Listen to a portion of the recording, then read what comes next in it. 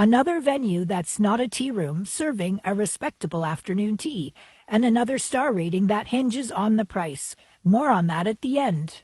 The good, the bad, the ugly, and the yummy of afternoon tea, Dundas edition. Today we had afternoon tea for two at the Dutch Mill, just outside of Dundas, Ontario, Canada. The good. At the Dutch Mill, the afternoon tea is served at the back of a huge market.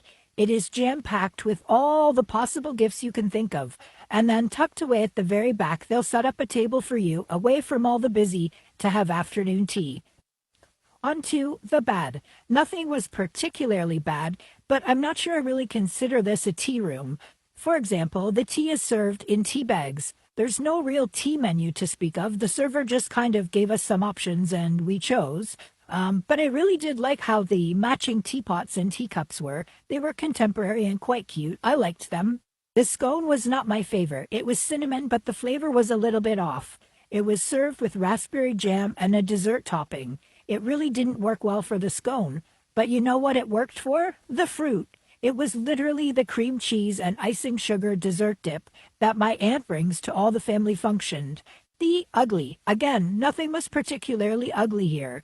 There was lots to look at, and our table was comfortable and nicely prepared for us when we arrived. The yummy, or rather a description of the food, which should be the star of the show. Each guest chooses one sandwich when booking over the telephone, which I've never experienced before. How bizarre!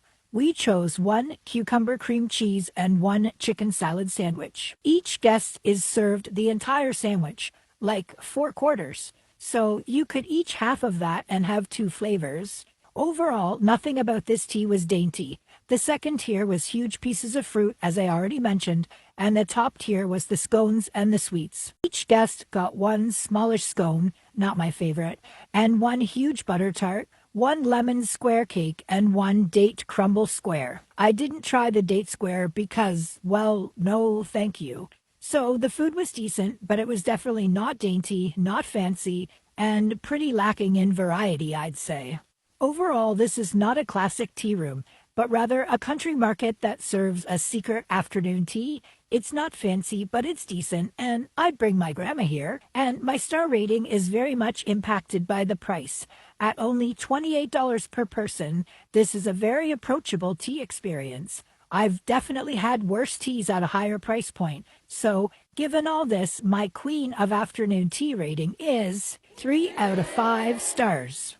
Have you ever heard of this tea room? Is it a place that you would go? Comment below. Follow for more tea reviews and save this video for later.